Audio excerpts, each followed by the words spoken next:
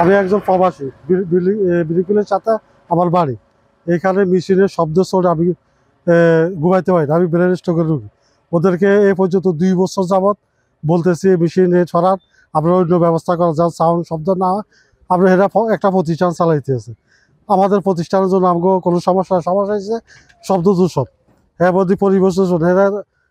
এদেরকে বলতেছি, এরা মানে সরাইতে বললে ঝগড়া করে, হুমকি দেয়, এই করবে এই করবে। ইলেকট্রিক ফিল আমাদের অনেক ক্ষতি হইতেছে। গাছ গালাইলে কোনো ফলাদি ধরে না, কোনো কিছু হয় না, সব নষ্ট হয়ে যাইতেছে। তারপরে জমি জামা বাড়িঘর সব নষ্ট হয়ে যাইতেছে কালো ধুমায়। এই ধুমার কারণে আমাদের অনেক সমস্যা হইতেছে এই ফিল্ডে। এই ঈদে জামা জুতো অ্যাকসেসরিজের ডিসকাউন্ট।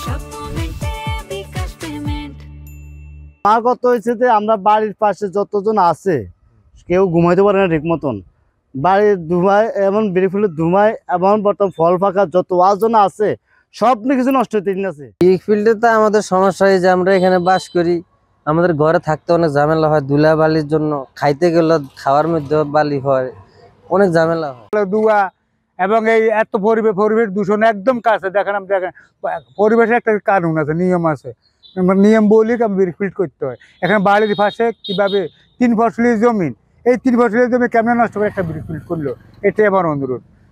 এটা আমরা চাই অতি দ্রুত এটা বন্ধ হোক। জি ধন্যবাদ।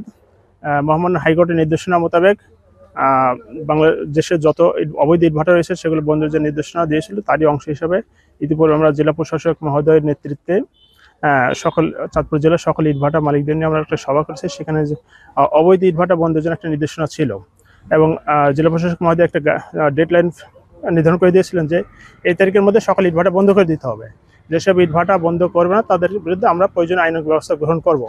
এই নির্দেশনার আলোকেই আমরা আজকে যে সব অবৈধ ইটভাটা রয়েছে সেই অবৈধ ইটভাটা আর বিরুদ্ধে মোবাইল কোর্ট পরিচালনার জন্য এখানে বাংলাদেশ সেনাবাহিনীর সহযোগিতায় আমাদের জেলা প্রশাসন বিজ্ঞ নির্বাহী ম্যাজিস্ট্রেট মহোদয়ের নেতৃত্বে এবং বাংলাদেশ পুলিশ এবং ফায়ার সার্ভিসের সহযোগিতায় আমরা এই ভ্রমণ আমাদের পরিচালনা করছি।